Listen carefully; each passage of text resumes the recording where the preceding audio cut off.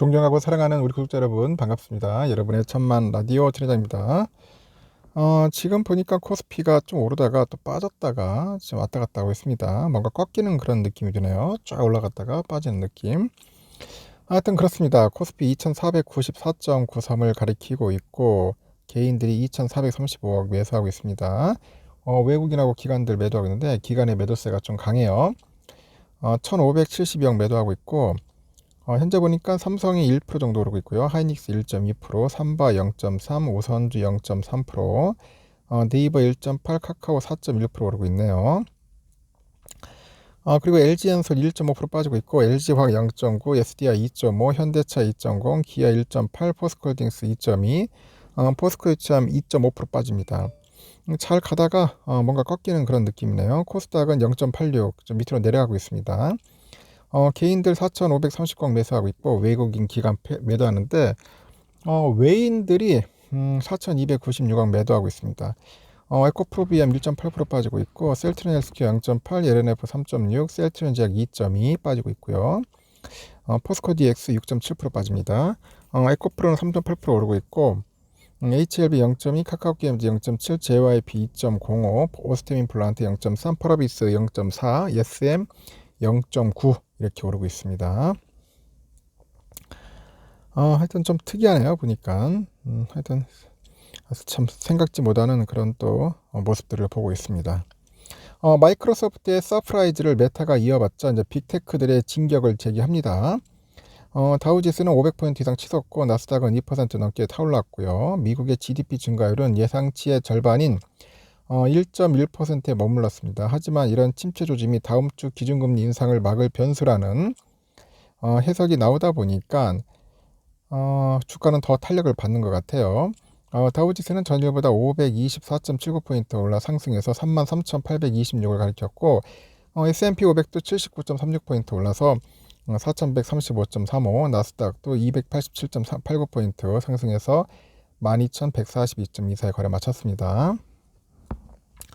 그 메타가 어제 장 마감 후 어닝 서프라이즈를 낸 이후에 이날 개장에서 14% 가까이 급등을 했는데 이날 전 실적 장세를 이끈 마이크로소프트도 이날 3.2% 더 상승해서 주당 300달러를 가뿐하게 넘어섰고 주가 측면에 부진했던 아마존도 4.6%나 올랐어요. 그 예상을 초과한 실적이 더 전일 부진했던 알파벳은 하루 늦은 오늘 3.7% 이제 부진을 한 거, 점프를 한 거죠 참. LPL 파이낸셜의 전략가가 그럽니다. 시장이 지방은행 위기에도 불구하고 빅테크의 실적들을 숨지기며 기다리고 있었다. 이들의 실적이 투자자들을 실망시키지 않았고 그들은 필요로 하던 것을 얻었다고 평가를 합니다. 미국 상무부가 발표한 1분기 GDP 증가율도 시장이 부스터가 됐는데 결과 값이 예상치의 절반에 머물렀지만은 오히려 이러한 부진이 연방준비제도로 하여금 다음 주에 있을 FOMC에서 추가 금리 인상을 하지 못하게 만들 요인으로 여겨졌다 하는데 금리 인상 캠페인이 현 수준에서 마무리되면은 증시에는 적자는 호재가 되고 이미 증시는 현 수준의 고금리를 반영한 상태라서 이를 기준으로 경기를 버티는 종목 선정에만 집중하면 된다고 하죠. 미국 상무부는 1분기 GDP 증가율이 1.1%를 기록했다고 합니다.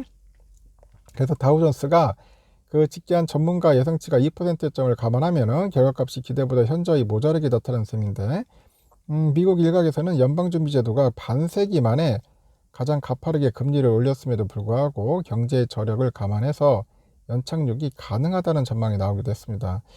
그러나 금리 폭등에 따른 지방은행들의 도산과 대출시장의 위축, 국제시장의 혼란 등이 경제를 빠르게 얼어붙게 만드는 것을 보이고 사실상 경착륙의 시작이죠. 연준은 5월 3, 4일에 걸쳐서 FOMC를 열어서 기준금리 인상을 논의할 계획인데 최근 지방은행 위기가 퍼스트 리퍼블릭의 은행 그 예금액 감소 등으로 다시 도진 상태라서 예상대로 25bp 추가 인상을 밀어붙일지는 미지수입니다.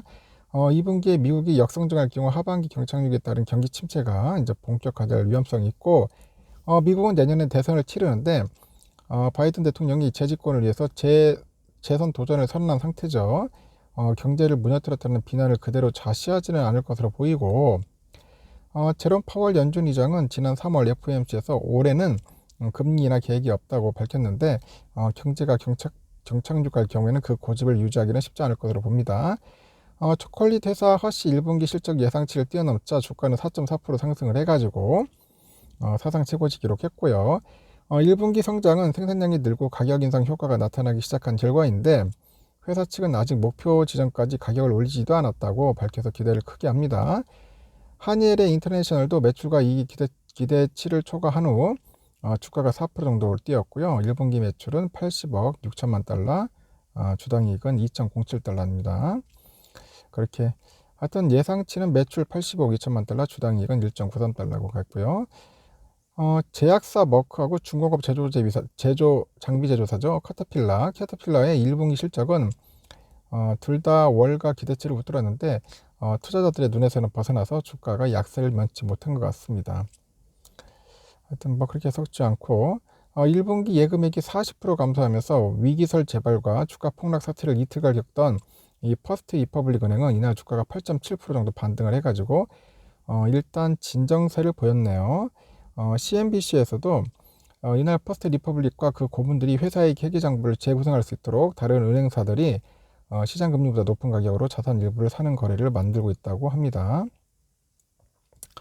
돈나무 언니로 불리죠. 캐시우드가 테슬라 주가가 급락할 때마다 이 주식을 사모고 있는데 지난 수요일 우드는 그녀의 대표 펀드인 아크 이노베이션 ETF를 통해서 테슬라 주식 16만 3,495주를 추가로 매수했네요. 또 같은 날 다른 펀드인 아크 넥스트 제너레이션 인터넷 ETF를 통해서도 2만 7,481주 추가 매입했고요.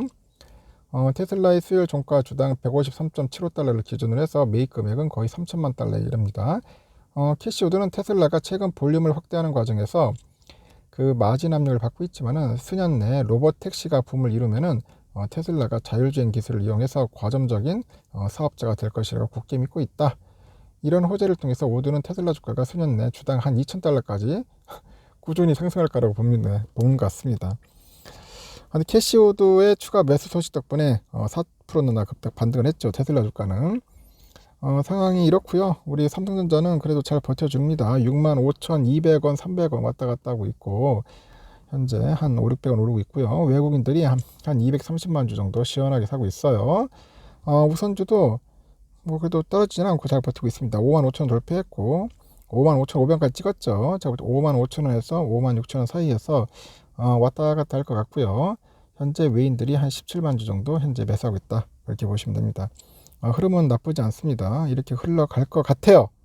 그러니까 여러분들 쫄지 마시고 그냥 빠질 때마다 주워 담고 오르면은 잠시 쉬어도 괜찮으니까 조급한 마음을 갖지 말라는 겁니다. 알겠죠? 일단은 여기까지 하겠습니다. 하여튼 좋은 하루, 즐거운 하루 보내시길 바라요.